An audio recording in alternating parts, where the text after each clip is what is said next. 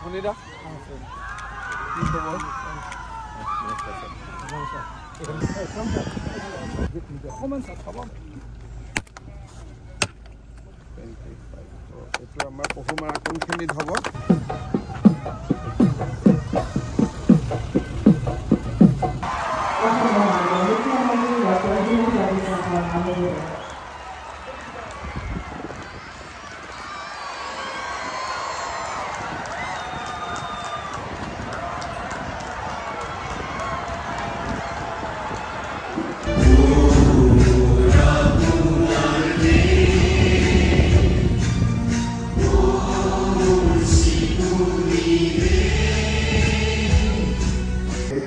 জিলাখনক উত্তৰণৰ দিশত আগবঢ়াই নিব আজি 3 দিন আগৰ পৰা বজাৰীবাসী উৎপল হৈ আছো মাননীয় মুখ্যমন্ত্ৰীৰ কোৱাভাৱে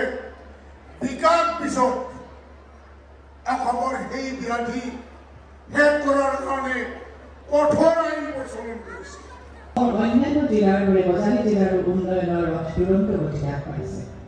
আজি মুখ্যমন্ত্ৰী মাননীয় ডক্টৰ হিমন্ত বিশ্ব শৰ্মা ডাঙৰীয়াদেৱে শিলান্যাস কৰিবলগীয়া উল্লেখযোগ্য আঁচনিসমূহৰ ভিতৰত হৈছে বজাৰী জলসম্পদ সংবৰ্ধন বিভাগৰ দ্বাৰা বজাৰী জিলাৰ পহুমৰা নদীৰ বান প্ৰতিৰোধৰ বাঁধ নিৰ্মাণৰ কাম এই আঁচনিৰ জৰিয়তে জিঅ'টিক সংস্থাপনৰ সহায়েৰে পহুমৰা নদীৰ সোঁ আৰু বাওঁফালস্থিত মথাউৰি সবলীকৰণৰ লক্ষ্য নিৰ্ধাৰণ কৰা হৈছে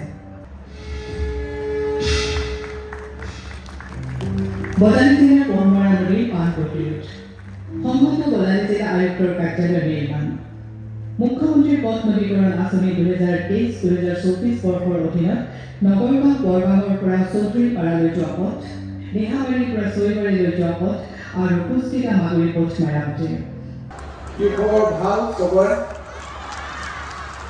ভাত খালে নে নাই খোৱা কাৰ্বি আংলঙৰ পৰা ডিমা হাছাও প্ৰত্যেকখন জিলাতে আমি উন্নয়নমূলক কাম হাতত লৈছো আৰু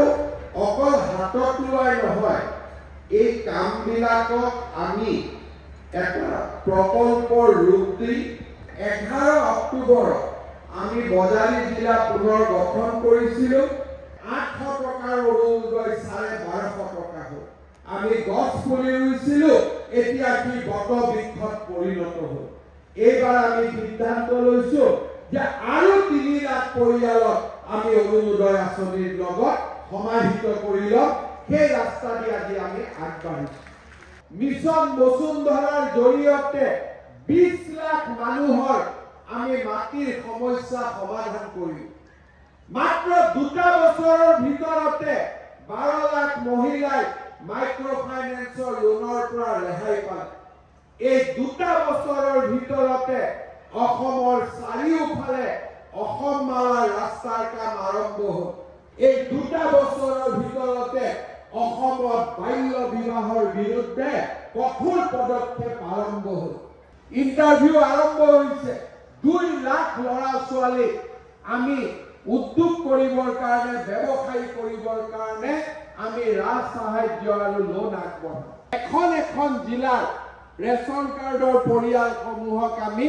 অৰুণোদয় দিয়াৰ কাম আৰম্ভ কৰিম অসম আমি ৰাস্তা বনাই স্কুল বনাই চাকৰি দি আমি যিমান ডেভেলপ কৰিম তাতকৈ যদি আমাৰ নাৰী জাতিক আমি শিক্ষিত কৰোঁ আমাৰ অসমখন তাতকৈ বেছি ডেভেলপ হ'ব আপোনালোকে শুনিছেনে নাই মই নাজানো কেইদিনমান আগতে নৰেন্দ্ৰ মোদী ডাঙৰীয়াৰ কেবিনেটে অসমত এটা সিদ্ধান্ত ল'লে যে টাটা কোম্পানীয়ে 27,000 কোটি টকা খৰচ কৰি জাগিৰোডত এটা সেমি কণ্ডাক্টৰ ইণ্ডাষ্ট্ৰি খুলিব সেইবাবে আমি সকলোৱে নৰেন্দ্ৰ মোদী ডাঙৰীয়াক ভাৰতৰ প্ৰধানমন্ত্ৰী কৰিব লাগিব যাতে অসমৰ বিকাশ যাত্ৰা আমি অব্যাহত ৰাখিব পাৰোঁ পুনৰ এবাৰ আজি এই বজালী জিলাত চৌখুটিত অনুষ্ঠিত এই বিকাশ যাত্ৰাত অংশগ্ৰহণ কৰা আটাইকে মই ধন্যবাদ জনাইছো ভাৰত মাতা কি নৰেন্দ্ৰ মোদী জয় হিন্দ বন্দে মাতৰম জয় আই অসম सिंधु गुजरात मराठा द्राविड उत्कल गंगा विंध्य हिमाचल यमुना